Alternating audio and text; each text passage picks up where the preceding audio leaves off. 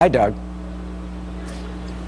Hi, Eric. Yeah, fascinating how this developed because all the protesters and the people who are shouting shame, murderer, and go home, all that stuff materialized out of nowhere. We saw the crowd building a little bit in the few minutes prior to it, but by the time the press conference time at 2 p.m. came around, they had surrounded all the cameras here and shouted out anything that Kessler might have wanted to say.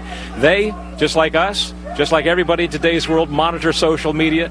Kessler and Richard Spencer, another white nationalist who had promised to be here today, which he did not show up, had announced that they would be having this press conference, and so opponents are aware of it, and they know when to show up as well. They literally, quite literally, ran him off. He exited to the left, through the bushes, accompanied by state police officers, but the whole crowd followed him right through the woods to an awaiting car. It was a very, very tense moment, and you can see some remnants of some of the protesters behind me right now as they spout slogans and various things like that. But it was a tense moment, a little bit calmer than anything, well, a lot calmer than anything we saw yesterday, and I have a theory.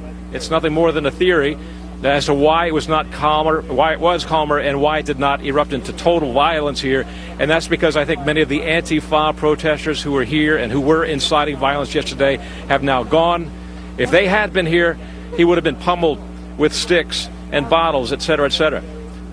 Also accompanying that, the police kept a very close watch on that and were here in great number, infiltrated through the crowd and throughout the cameramen. So disaster averted here, in short, Eric. Yeah, and you were making a point earlier today from yesterday in terms of the police presence. Is it stronger and more thoroughly, in that sense, deployed today to try to prevent any other incidences later on this afternoon?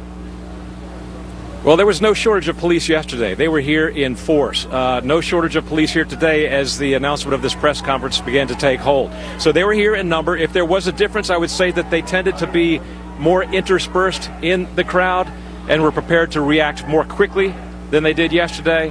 As it turns out, there was nothing being thrown, nobody hit that I saw of here. So I think they're on higher alert, perhaps is a good way to put it right now. Yeah, and the good news, of course, no incidents. Meanwhile, James Fields